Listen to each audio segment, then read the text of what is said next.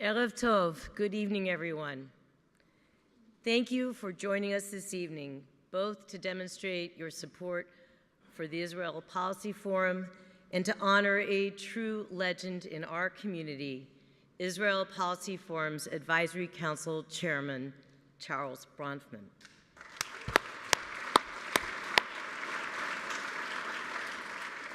At the outset, I'd like to thank the IPF staff and especially acknowledge and thank the members of IPF's board and our advisory council for your tremendous support, not only for this evening's program, but throughout the past year.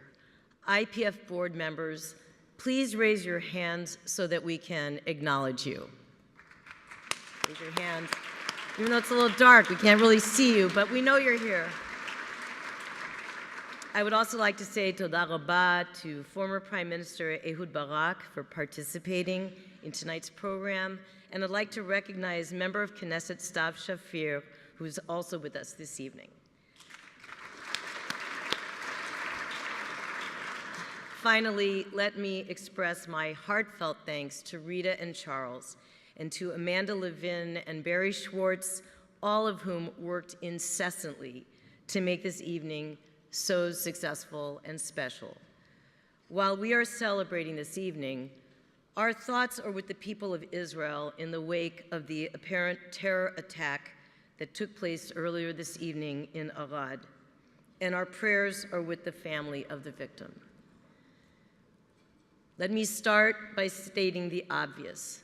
This past year has been a wild ride for us all. We entered 2017 with great uncertainty about the future of Israel Policy Forum's mission, which is to advance the goal of a two-state solution to the Israeli-Palestinian conflict in a manner that strengthens Israel's security. To be sure, we are also closing the year with uncertainty about what the future holds. We at IPF deeply regret that the President of the United States has not yet endorsed the goal of a two-state solution.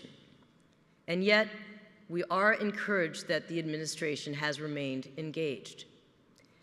We remain confident that if the President is at all serious about achieving what he has called the ultimate deal, then the United States will be compelled to embrace the two-state vision, just as previous Republican and Democratic administrations have done.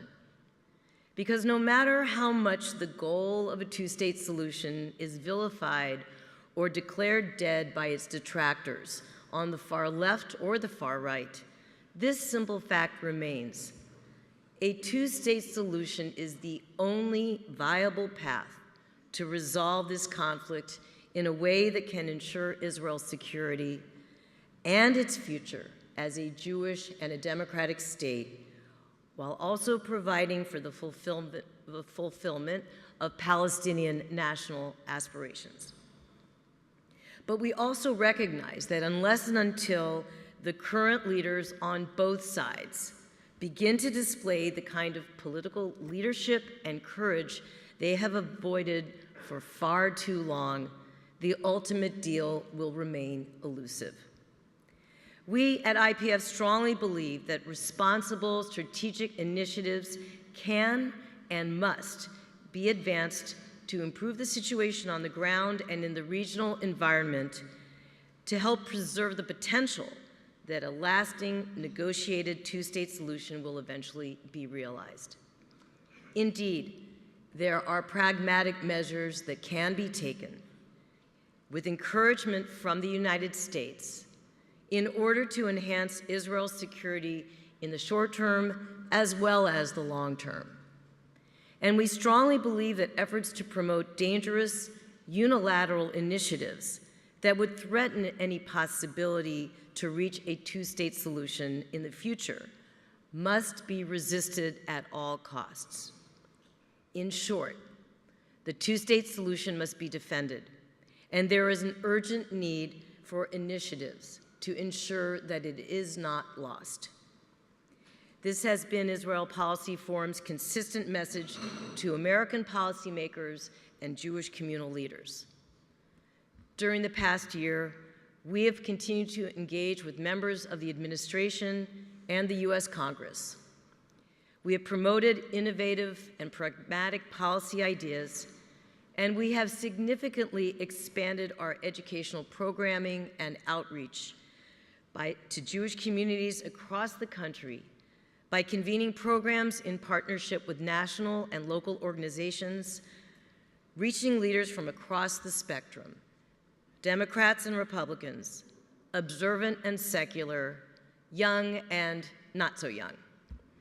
We have been especially proud of our new Young Professionals Initiative, IPF Atid, which has grown rapidly to become a vital forum for reasoned, nuanced, and pragmatic discourse among rising leaders in our community.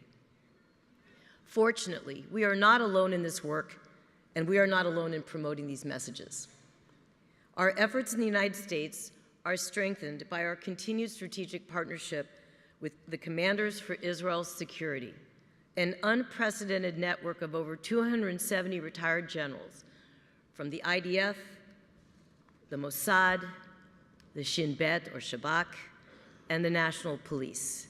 As IPF engages Washington and the Jewish community, the commanders are bringing the same messages to Israeli policymakers and the Israeli public. I'd like to acknowledge Major General Amnon Reshev, who is with us here tonight. Amnon is best known as the legendary hero of the Yom Kippur War. Now he is fighting as a hero, creating a new legacy for Israel's future. Amnon, please stand so that we can acknowledge your outstanding leadership and your commitment to the vision of Israel as Jewish, democratic, and secure. Together, we are as determined as ever to ensure that our voices are heard and that our work is making an impact in Israel and in the United States. And let's be very clear, our work will be especially critical in the period ahead, with the Trump administration's peacemaking plans expected to be launched in the coming weeks, and with new regional dynamics creating the potential for new diplomatic opportunities. None of our important work would be possible without the support of the people in this room, and that would not have been possible were it not for the unwavering commitment and leadership of Charles Bronfman.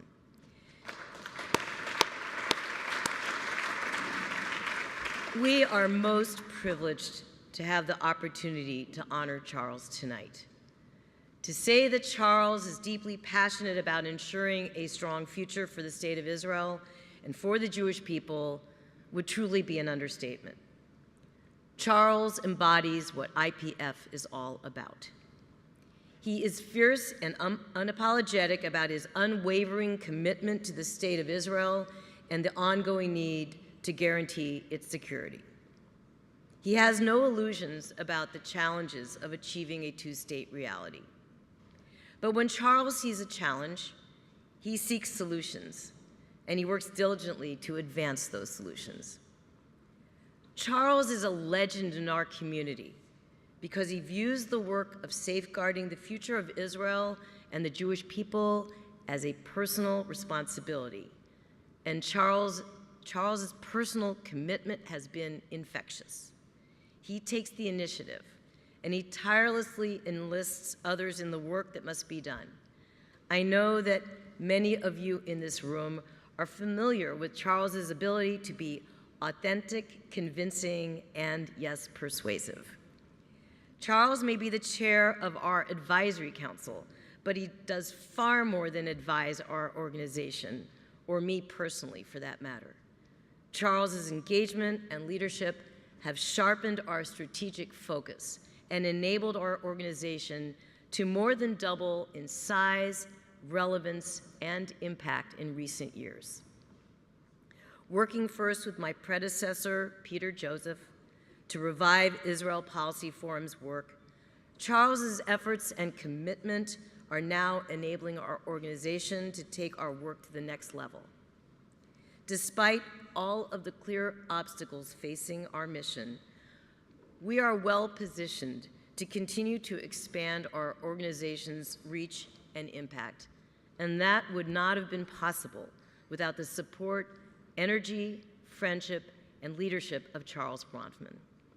Thank you, Charles, and thank all of you once more for being here this evening to join us in honoring a true jewel in the Jewish community's crown. Now, please direct your attention to a special video tribute in Charles's honor.